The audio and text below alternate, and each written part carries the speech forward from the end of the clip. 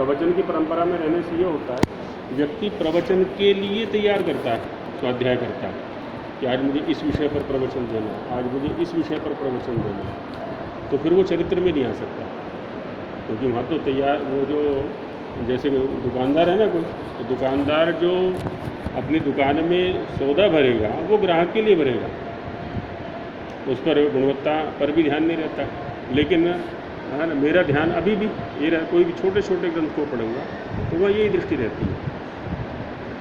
तो उससे क्या है कि आत्मसुधार बहुत होता रहता है। अब कोई भी शब्द आएगा वहाँ व्याकरण भी एकदम आ जाएगा, निरुक्त भी एकदम आएगा, कोई ब्राह्मण संबंधी चिंतन है वो भी आएगा, मुसलमानों को चिंतन वो भी आएगा, दर्शनों वाला चिंतन भी आएगा वहाँ पर। और ये केवल शाब्दिक स्वाध्याय में नहीं होता, हम व्यवहार कर रहे हैं किसी के सामने, कहीं यात्रा कर रहे हैं, माने प्रतिक्षण ये सावधानी लगभग बनी रहती है। लपज्जता के कारण से कि अनवधानता भी हो जाती है वो एक अलग पक्ष है, लेकिन लगभग ये सावधानी बनी रहती है जितना संयम है, और इसका बहुत लाभ मिलता है। जब हम थे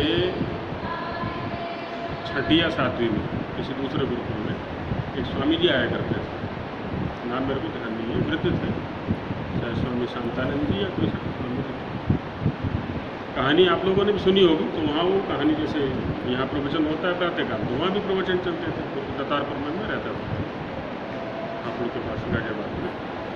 तो उन्होंने एक कहानी सुनाई समझाने के लिए, और अभी भी सुनाते हैं वो लोग, कि मन को वश में करने का उपाय। तो कहानी लंबी है, खैर उन्होंने ये कहा था कि इसको जो है ना ओम का सहारा दे दो, या ओम के खंभे पर चढ़ा दो, ओम के खंभे पर चढ़ाओ उतारो चढ़ाओ उतारो चढ़ाओ उतारो, तो ये वश में हो जाएगा। मैंने 1-2 वर्ष लगे तब उसको साधने में। उन्होंने क्या कहा था कि प्रत्येक श्वास के साथ ओम होना चाहिए, जाते श्वास के साथ भी और आते श्वास के साथ भी, और इस पर इतना प्रयत्न करना है कि ये हमारे स्वभाव में आ जाए, फिर प्रयत्न हट जाए वहाँ से। तो लगभग 2-3 वर्ष या 4-5 वर्ष लगे होंगे आरंभ में, ध्यान नहीं मेरे को, प्रयत्न करता था। लेकिन अभी क्या है ना, हर समय ओम रहता है हमारे प्रत्येक श्वास के साथ में।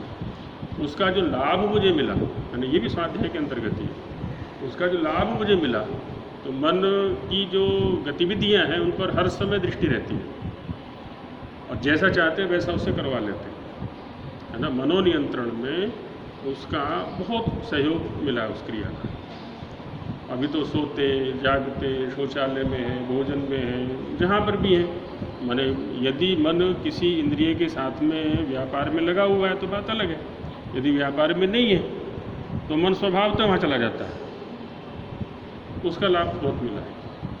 और स्वाध्याय में तो वही रहता था, तो प्रत्येक शब्द पर दृष्टि जाती है, ये शब्द क्यों लिखा है, इसका प्रकरणगत क्या अर्थ होना चाहिए, इसका मेरे से क्या संबंध हो सकता है, तो प्रयत्न करता हूँ। और ऋषियों को जीने का पूरा प्रयास जितना हो सकता है करते, और उसका लाभ मिला है। संसार से अपेक्षा करने की आवश्यकता नहीं पड़ती। ऋषियों के एक एक वाक्य पर, एक एक शब्द पर हमारी श्रद्धा होनी चाहिए, उसको जीने का प्रयास करें तो कोई समस्या नहीं रहती। ये रहता है। शास्त्र में रुचि कैसे बनी रहे, ट्राई करके नहीं, ये समस्या इस अवस्था में लगभग हुआ करती है। पंडित मीमांसक जी विश्व स्तर के विद्वान बने, केवल भारतीय स्तर के नहीं, और केवल आर्य समाज के लिए नहीं, पौराणिक जगत के लिए भी। उनके मैंने आरंभ के माने इस अवस्था के पत्र पढ़े। वो पुस्तकालय का एक दिन अलमारी उनकी देख रहा था, उनकी बिल्कुल रुचि नहीं थी पढ़ने में, राजनीति में जाने की रुचि थी। महात्मा गांधी के उस समय वो चल रहे थे आंदोलन, कि उसमें जहाँ गुरु जी के माने जिज्ञासु जी के और पंडित जी के पिताजी का पत्र व्यवहार होता था आपस में, क्योंकि फ़ोन का तो था नहीं, उसमें पोस्ट कार्ड लिखे जाते थे। तो पंडित जी ने वो सारे के सारे पत्र संग्रहित करके, माने पहले गुरु जी ने रखे हुए थे, गुरु जी के जो पंडित जी ने रख लिए। फिर वो अब एक दिन में वो अलमारी देख रहा था, तो उसमें वो लिखा कि युधिष्ठिर पढ़ने में मन नहीं लगाता है, ये राजनीति में भाग लेना चाहता है, ये गांधी जी के साथ वहाँ जाना चाहता है, ये है वो है। तो पिताजी लिखा करते थे कि जैसे भी है बलपूर्वक इसको रोको, इसको पढ़ाना है, इसको ब्राह्मण बनाना है, ये वो है, वो लगा करते। तो इस अवस्था में ये हुआ करता है। लेकिन होता क्या है, जैसे आज प्रातःकाल भी चर्चा चल रही थी, इस समय हमें आचार्यों के अधीन रहना चाहिए। कुछ चीज़ें अभी हमारी समझ में नहीं आएंगी, ऊपर से निकल जाएंगी, कोई बात नहीं, फिर भी लगे रहना है। एक समय अवश्य ही ऐसा आएगा हमारे जीवन में, यदि हम लगे रहे तो वो वस्तुएं न केवल समझ में आएंगी, उनका महत्व भी समझ में आएगा। किसी ऋषि ने कोई शब्द या कोई वाक्य क्यों लिखा हुआ है, वो समझना है। क्योंकि हमने क्या है, जीवन को देखा है। गुरुवर जिज्ञासु जी के जीवन को देखा, उनका तो जीवन नहीं देखा लेकिन सुना उनके विषय में। आचार्य जी के साथ में लगभग 25 वर्ष के रहने का सौभाग्य मिला। पंडित जी के साथ भी 7-8-6 वर्ष लगभग उनके साथ भी रहे। एकदम निष्प्रिय जीवन और अर्थ की दृष्टि से एकदम अलोलुपता। आ गया तो ठीक, नहीं तो कोई बात नहीं। पंडित जी का गृहस्थ थे, वो भी, मैं भी गृहस्थ हूँ। किसी से कभी पैसे के लिए कहा नहीं और निरंतर लेखनी चलती रहती थी। वो कहा करते थे कि जब मैं ग्रंथ लिखने बैठता हूँ मेरे पास पैसा नहीं होता, लेकिन जब ग्रंथ लिख करके पूर्ण होता है तो मुझे नहीं पता व्यवस्था कहाँ से होती है। लेकिन मेरा कोई भी कार्य पैसे की वजह से रुका नहीं आता, तो उसके पीछे भागने की आवश्यकता नहीं। हम सरस्वती के उपासक बने, विद्या के उपासक बने, और जितना जितना हमारी विद्या में गति बढ़ती चली जाएगी उतना उतना जो है ना, ये दूसरी चीज़ें हमारे पीछे भागेंगी। फिर आज की स्थिति में यदि बताऊँ ना, कई संस्था भी देने वाले हैं और संसाधन भी देने वाले हैं, और उनके लिए मना करना होता है। नहीं भाई, हम ये निर्धारित कर लें कि हम किसके स्वामी बनना चाहते हैं, है ना। हम ये निर्धारित कर लें हम किसके स्वामी बनना चाहते हैं। विद्या के बनना चाहते हैं या भौतिक संपत्ति के बनना चाहते हैं, है ना। किसके स्वामी बनना चाहते हैं आचार्य जी आप तो, है ना, ये निर्धारित कर लें। और जब ये कहा गया है कि विद्या धनम सर्वधन प्रधानम, तो वो है ब्रह्मदानम विशिष्यते, है ना, सर्वेषामेव दानानाम ब्रह्मदानम, वो है। विद्या की महत्ता को समझे हम, उसी को प्रधानता दें। और धीरे धीरे धीरे देखो, यदि जहाँ तक स्वामी जी ने प्रश्न किया ना अभी शास्त्र के विषय में, अब हम यहाँ बैठे हुए 10-12 एक संस्था में जितने भी हैं, 30 हैं 25 हैं छात्र रहते हैं, उनमें भी क्या होता है, शास्त्र के ग्रहण करने की जो गति है सबकी अलग अलग है, ठीक है ना। अच्छा, कुछ जी चुराने वाले होते हैं, कुछ काम से जी चुराते हैं, कुछ अध्ययन से जी चुराते हैं। अच्छा, कुछ ऐसे होते हैं जो सब जगह गति रखते हैं, पढ़ने में भी अच्छे होते हैं, दिनचर्या में भी अच्छे होते हैं, सेवा में भी अच्छे होते हैं, व्यवस्था में भी अच्छे होते हैं। क्या दोनों के मूल्य में अंतर नहीं होता? वहीं पर उसी संस्था के अंदर है। आचार्यों की दृष्टि में भी अलग हो जाते हैं दोनों एकदम। अरे वो तो निकम्मा, उसे क्या काम देना, वो तो आलसी, हाँ ये बढ़िया। कक्षाएँ भी उसी को दी जाती हैं, है ना। वो यदि ये पढ़ना है मुझे, सत्या कि उसके पास चले जाओ, वो पढ़ा दो। मूल्य बन रहा है कि नहीं बन रहा है? जब आचार्यों की दृष्टि में हम श्रेष्ठ हो रहे हैं, है ना, तो आगे समाज की दृष्टि में भी श्रेष्ठ दिखने का प्रयास नहीं करना, हम बनने का प्रयास करना है। अब बनने के लिए विद्या ही एकमात्र साधन, और कोई साधन नहीं। तो इस पर लगाएं, अभी से फल दिखेगा उसका। और किसी के कुछ हो तो कुछ बोलो। हाँ जी, काशिका में स्वर प्रकरण में, हाँ जी, उदाहरण आगे मुझे ध्यान नहीं आ रहा उदाहरण पूरा, तो वहाँ पे संभवतः ब्राह्मण ग्रंथ के उदाहरण है, तो उसमें अनुदात्त का जो चिन्ह लगा है, सतपथ ब्राह्मण का होगा। हाँ, न सुब्रह्मण्याम सरित से उदात्ता। हाँ, तो उसमें उदात्त का जो चिन्ह लगता नीचे है, नीचे हाँ, अनुदात्त वाला चिन्ह लगता है। हाँ, तो उस पर काशिकाकार ने भी कुछ मतलब बताया नहीं है और टीकाकार ने भी मिला नहीं मुझे। हाँ, तो वो उनका विषय नहीं है, उनका विषय नहीं है, है ना, ये प्रातिशाख्यकारों का विषय है। तो उसमें होता क्या है, जैसे यहाँ भी चर्चा में कहा गया था, ध्यान नहीं दिया होगा, वो जो पुस्तिका मिली है ना छोटी स्वरांकन प्रकार, उसमें स्पष्ट लिखा हुआ है कि शतपथ ब्राह्मण के अंदर उदात्त के लिए नीचे बड़ी रेखा दी जाती है। वो स्वरांकन प्रकार अपना अपना है। हाँ वो बता दिया। तो वो शतपथ ब्राह्मण का अपना स्वरांकन प्रकार है, और जहाँ अनेक उदात्त आएंगे वो प्रथम पर चिन्ह रहेगा वो। तो वहाँ पे संकेत, तो टीकाकार संकेत कर सकते थे कि यहाँ पे ये जो उदाहरण है इसमें जो नीचे लगे हुए वो उदाहरण है। उसमें होता ही है ना, प्रत्येक ग्रंथ का या ग्रंथकार का अपना एक प्रधान विषय होता है, उसको खोलने का कार्य उसका है। बाकी ये जो है ये वेद वालों का विषय है, तो उनसे पूछेंगे हम, प्रातिशाख्य वालों से पूछें, शिक्षाकारों से पूछें, वो बताएंगे इन चीज़ों को। वो इनका वैयाकरणों का विषय नहीं है चिन्हांकन के। वो तो जैसा वहाँ उपलब्ध हो रहा है उसको वैसा यहाँ उठा करके रख देंगे और उसी के अनुकूल व्याख्या कर देंगे, इसमें रहता है ना। व्याकरण क्या है, आज वही विषय चलेगा हमारा, है ना। ये उपलब्ध का व्याख्यान करना इसका काम है, कोई नई चीज़ देना इसका काम नहीं है।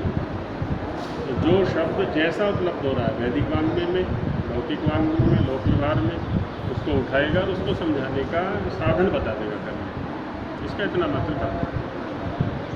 ऐसा काशिका को हम पढ़ रहे हैं तो उसमें प्रत्युदाहरणों पर विशेष ध्यान रखना चाहिए। उदाहरणों पर तो रखें, और दूसरा क्या करें हम कि ये ना समझें कि प्रथमावृत्ति काल में हमने सिद्धियाँ कर ली, अब नहीं करेंगे। प्रत्येक सिद्धि को करना है, वो प्रत्युदाहरण के स्तर पर भी करना है। प्रत्युदाहरण माने जो पदकृत्य में दिए जाते हैं, इति किम करके जो आते हैं, क्योंकि सूत्र का जो प्रयोजन है ना वो वही समझ में आता है जा करके हमें। वो क्या है, सूत्र का प्रतिपक्ष है, और जो प्रतिपक्ष भी, जो दूसरा पक्ष है ना, वो भी हमारे सामने आता है, तो जो पक्ष है वो भी अच्छी तरह खुल जाता है।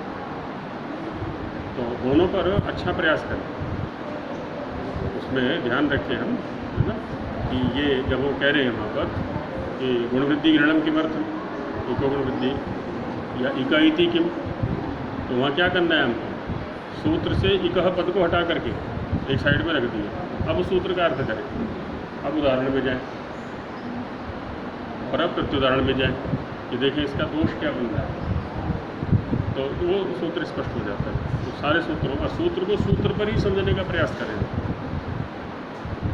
अन्य ग्रंथों का जो सहयोग तो लें हम, है ना, लेकिन जब समझ में ना आए तो उनका सहयोग ले सकते हैं। पहला प्रयास है वहीं करें।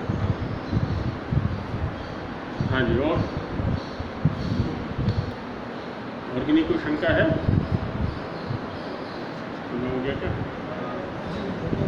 हैं 2 बजे से ही है ना कक्षा? हाँ तो बजेगा नहीं, आए नहीं। हाँ आए नहीं है जी, आएंगे। तो ये वस्तु, हालांकि हमारे भी कान पक गए थे पहले, क्या आप लोगों का बड़ा सौभाग्य है। लेकिन ये सौभाग्य समझ में बहुत बाद में आया, और वस्तुतः अब समझ में आ रहा है। उस समय तो खाली, क्योंकि वो अनुभवी लोग हैं जो हमसे ये कहते हैं ना बार बार कि आप लोगों का बड़ा सौभाग्य है कि आर्ष वाङ्मय या इस आर्ष विद्या को पढ़ने का अवसर मिल गया। और वहाँ जो है सिर धुनते हैं हम कि तो समझ में नहीं आ रहा क्या इसका लाभ क्या है, इससे तो कहीं नौकरी भी नहीं मिलने वाली, इससे तो पैसा भी नहीं मिलने वाला। नौकरी वाले, पैसे वाले सब पीछे पीछे घूमा करते हैं, इसके चरित्रवान के पीछे, विद्या वाले के पीछे। जब ये कहा ना कि विद्वान सर्वत्र पूज्य थे, तो वो है, कहीं भी चला जाएगा। तो इसकी महत्ता को समझें। पुस्तकें तो हमारे पास सैकड़ों होती, लेकिन अभी स्वाध्याय में रुचि नहीं होती। जो पाठ्य पुस्तक है उसका ही देखते हैं, उसका ही पाठ मतलब उसका ही दोहराना होता है। अन्य पुस्तकों का स्वाध्याय में आपको इतनी रुचि नहीं बनी। हाँ ठीक बात है। पाठ्य पुस्तक मान लीजिए जैसे हमारा निरुक्त है, ठीक है ना, उसको हल्के में ना लें। वो बहुत सारे ग्रंथों का और भी सहयोग वो संकेत कर रहा है वहाँ पर। अब जैसे ऋचा का संकेत वेद मंत्र उद्धृत किया उसने, तो वेद मंत्र को समझे अन्य भाष्यकारों के पास जाकर के, ये स्वाध्याय हो गया हमारा। कोई निर्वचन दे रहा है, वो निर्वचन को व्याकरण में जाकर के भी देखें हम जाकर, तो स्वाध्याय अन्य ग्रंथों का भी हो गया हमारा। उसको ब्राह्मण में जाकर, अच्छा ब्राह्मण मंत्र उद्धृत कर रहा है वो, तो उसको ब्राह्मण ग्रंथ में जाकर के देखें। मूल ग्रंथों में जाने का अभ्यास बनाएं अभी से। हमने क्या कर रखा है वहाँ पर, जैसे यहाँ चर्चा कर रहे थे, एक कोश का संपादन अभी चल रहा है, वैदिक कोश करके है, राजवीर जी वाला। तो उसमें जो बड़े छात्र हैं सारे लगा रखे हैं, काशिका वाले और महाभाष्य वाले। अब हालांकि उनको बोझ भी लग सकता है, ये भी मति बन सकती है, लगभग बनी जाया करती है, देखो काम तो है इनका और करवा रहे हैं हमसे, ये भी मति बन सकती है, क्योंकि हर व्यक्ति अपने बुद्धि स्तर पर सोचा करता है हमेशा। लेकिन वहाँ उनका लाभ क्या है अभी पता नहीं चलेगा उसको, उसके लाभ का पता चलेगा जब उनकी पढ़ाई पूरी हो जाएगी। उन सभी ग्रंथों से अनायास परिचय हो रहा है, उसमें बहुत बड़ा वैदिक मार्ग में लगभग सारा का सारा है उसके लिए, नहीं तो उनको खोलने का भी अवसर नहीं मिलने वाला कभी। महाभाष्य हमारा तो महाभाष्य हो गया, बस अब क्या करेंगे आगे पढ़ करके, या निरुक्त हो गया या दर्शन हो गया हमारा, बस हो गया, अब क्या करना है। और उतर जाते हैं प्रवचन में, पुरोहित्य में या किसी स्कूल में, कॉलेज में, जैसा भी आगे अवसर नहीं मिला करता। लेकिन इस समय क्या है ना, जब हम किसी पद को ढूंढने के लिए ब्राह्मण ग्रंथ में गए, उपनिषद में गए, आरण्यक में गए, वेद संगीता में गए, है ना, और किसी ग्रंथ में गए, तो अनायासी और वाक्यों पर भी दृष्टि हमारी जाती है, उसके प्रकरणों पर भी दृष्टि जाती है, तो वो पकड़ में आ जाते हैं सब। ये वैदिक कोश यहीं से रामलाल था पहले या आर्ष साहित्य प्रचार अभी पहली बार यहाँ नहीं, आर्ष साहित्य प्रचार ट्रस्ट वाले ही संपादन कार्य यहाँ से करा रहे हैं। छपाएंगे वही? हाँ, क्योंकि संपादन कार्य जो है ना बड़ा परिश्रम चाहता है, मतलब कई घंटे निरंतर उसी पर आंखें गड़ा करके रहना पड़ता है, और बुद्धि को कई कार्य करने होते हैं उस समय। जहाँ पद के स्वरूप पर दृष्टि रखनी है, वहीं सैद्धांतिक दृष्टि भी रखनी है, और उसके पते पर भी दृष्टि रखनी है, उसके प्रकरण पर भी दृष्टि रखनी है, तो अनायासी हमारा स्वाध्याय हो रहा है वहाँ पर। उसमें श्रम भी और समय भी, 2-3 वर्ष का कार्य, ज़्यादा भी लग सकता है उसमें। तो इसलिए दूसरे ग्रंथों को भी हम पढ़ें, दूसरे ग्रंथों को पढ़ने की जो वृत्ति है ना, वो प्रमुख ग्रंथ ही करा देगा हमारी, यदि हम उसको अवधानतापूर्वक पढ़ेंगे। क्योंकि वैदिक वाङ्मय का छोटे से छोटा ग्रंथ भी ऐसा नहीं है जो कि अन्य ग्रंथों से परिचय हमारा ना करा, अकेला नहीं है कोई भी। जैसे किसी भी शब्द की अकेले की सत्ता नहीं है,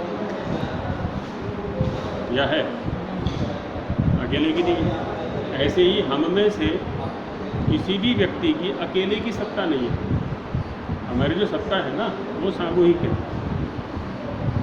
ना। हमारा जो परिचय है हमारे पड़ोसी से भी मिलता है, हमारे मित्र से मिलता है ना, हमारे माता पिता से भी मिलता है, हमारे माता पिता का परिचय हमसे मिलता है, आचार्य से मिलता है ना। एक बहुत बड़ा जो मंडल है, परिमंडल है, वो सदा हमारे साथ चला करता है। ऐसे ही प्रत्येक ग्रंथ की स्थिति है, क्योंकि आखिर जिस भी ऋषि ने लिखा है ना, वो सभी ग्रंथों का आलोचन करके वो प्रतिपादन वहाँ पर किया उस विषय का। तो हम उस विषय को उस संबद्ध ग्रंथ में जा करके देखने की अभी से वृत्ति बनाएं, और अपने आचार्य जनों के प्रति श्रद्धा रखें। होता क्या है, दोष जल्दी पकड़ में आते हैं हमारे, ये हमारी स्वाभाविक वृत्ति सी है। किसी की बुराइयाँ जल्दी दिखती हैं, किसी के दुर्व्यसन जल्दी दिखाई पड़ते हैं, और विशेषकर आचार्य के इसलिए क्योंकि आचार्य जो है बार बार निर्देश करते हैं, ये करो, ऐसा करना है, वैसा करना है, आदि है, ठीक है। लेकिन होता क्या है, यदि हम आचार्य के दोषों पर दृष्टि रखेंगे तो आचार्य से मिलने वाले लाभ से हम वंचित हो जाएंगे। ये आचार्य का तो कुछ नहीं बिगड़ने वाला ना। अच्छा, और ऐसा भी ईश्वर के अतिरिक्त कोई व्यक्ति नहीं है जिसमें कि दोष ना हो, न्यूनता ही ना हो। तो इस सिद्धांत को हम स्वीकार कर लें कि हर व्यक्ति, ईश्वर के अतिरिक्त हर व्यक्ति न्यून है ना, दोष युक्त है। तो हमारे आचार्य जी भी ऐसे ही है, तो उसके गुणों पर दृष्टि रखें, गुणग्राही बने, दोषग्राही न बने, तो प्रगति होती चली जाएगी। हमारा जो जीवन है वो गुणों से चलेगा, दोषों से नहीं चला करता ये जीवन, है ना। इसमें आया ना, यानी अस्माकं सुचरितानि तानि तो योपास्यानि नो इतराणि। आचार्य तो फला कह रहा है वहाँ पर कि भी जो कुछ सुचरित है वो ले लो, जो दुष्चरित है उसको छोड़ दो। क्या करें, हम भी अल्पज्ञ हैं, अल्प सामर्थ्य हैं, हो जाते हैं दोष, अनवधानताएँ हो जाती हैं हमसे, जो भी है। यही ग्रंथ के साथ भी रहता है। और महाभाष्य में कितने, निरुक्त में कितने हैं? 2 हैं। पीछे 2 अभिषेक जी, ये है वो है अच्छा, अभी निरुक्त में है दोनों। महाभाष्य। अच्छा, महाभाष्य में ये भी महाभाष्य में। अच्छा, 3 महाभाष्य में है। और एक बढ़ते हुए आए नहीं, नरोत्तम, नवानंद जी। नवानंद जी। अच्छा, नरोत्तम बैठ नहीं रहे? पहले बैठे थे, फिर कहा थोड़ा कठिन हो रहा है। अच्छा, हाँ, वो सुनने में यही था कि महाभाष्य के लिए वहाँ गए हैं। अच्छा, महाभाष्य में पहले तो बैठे कुछ दिन। महाभाष्य में समास क्या होगा? विग्रह बोलेगा। हाँ, भाष्य में पूछा में जो भी खुल के बोलो एकदम स्थिर। असो कैसे होगा? हाँ जी, महाभाष्य में समास क्या होगा? विग्रह पुरस्सरम वाच्यम, जो भी है, जो भी स्थिरता पूर्वक बोले। हाँ, स्थिर बोलिए। हाँ जी, हाँ, तो नपुंसकलिंग में है ना वो, महत् च अदा या महत् च तत्, है ना। कोई भी ग्रंथ पढ़े, मैंने पहले भी संकेत किया है, उसका बाह्य स्वरूप भी हमारी दृष्टि में होना चाहिए और अंतः स्वरूप भी हमारी दृष्टि में होना चाहिए, है ना। वो शब्द है, उस शब्द के साथ में उस ग्रंथ का संबंध क्या है, इसको कहा जाता है अनुबंध चतुष्टय। अनुबंध चतुष्टय में क्या क्या आता है? विषय, प्रयोजन, संबंध, अधिकारी। ठीक है नहीं? और इस ग्रंथ का प्रतिपाद्य विषय क्या है वो हमें पता होना, माने क्या विषय हम पढ़ने जा रहे हैं उस विषय का पता हमें होना चाहिए। प्रयोजन किस लिए पढ़ने जा रहे हैं, संबंध ग्रंथ का विषय के साथ में क्या संबंध है, अधिकारी मैं अधिकारी हूँ या नहीं हूँ। आर्य समाज में प्रायः कहा जाता है स्वामी दयानंद सरस्वती ने वेद पढ़ने का अधिकार, लेकिन हमें तो नहीं दिया। यदि सबको दिया तो वेद पढ़ते क्यों नहीं हैं? पढ़ने चाहिए कि नहीं पढ़ने चाहिए? ये तो गुरुकुल वाले नहीं पढ़ते, दूसरे तो पढ़ेंगे।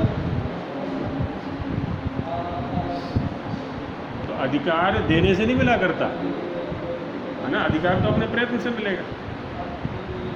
हम यदि वेद पढ़ने के लिए प्रयत्नशील होंगे तो हमें अधिकार मिलेगा, नहीं तो कितना भी देते रहें इससे कुछ नहीं होगा। दूसरा कौन दे सकता है हमें अधिकार? हाँ, मार्ग प्रशस्त कर दिया। जो मार्ग अवरुद्ध था कि शूद्र नहीं पढ़ सकते, महिलाएं नहीं पढ़ सकते, यहाँ तक कि वैश्य भी नहीं पढ़ सकते, क्षत्रिय भी नहीं पढ़ सकते, है ना। ब्राह्मणों ने तो अपने तक सीमित कर लिया था, तो एक वो मार्ग खोल दिया कि नहीं सब पढ़ सकते हैं, चाहें तो सब पढ़ सकते हैं, लेकिन इच्छा हमें करनी पड़ेगी, प्रयत्न हमें करना पड़ेगा।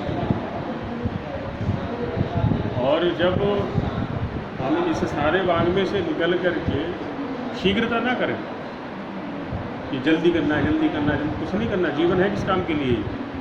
इसी काम के लिए तो जीवन है, लेकिन समय नष्ट भी ना करें। इसका मतलब ये भी नहीं है कि अरे आराम से करना है, इतनी जल्दी क्या पड़ी है। इसका मतलब ये भी नहीं, एक एक क्षण का सदुपयोग होना चाहिए, लेकिन शीघ्रता ना करें जी। तो उसमें आनंद मिलेगा आगे चल के। जब वेद का अध्ययन हम करेंगे ना तो उसका स्वारस्य समझ में आएगा और आनंद आएगा। चलिए, बहुत अच्छा, मिलते रहेंगे फिर। आचार्य जी का बहुत बहुत धन्यवाद। कुछ नहीं, ये बात तो आपको प्रवचन में नहीं मिलेगा, शास्त्र में नहीं मिलेगा, यही व्यक्तिगत मिलेगा। चलिए, जिनको निवृत्त होना होकर आ जाए। चलिए।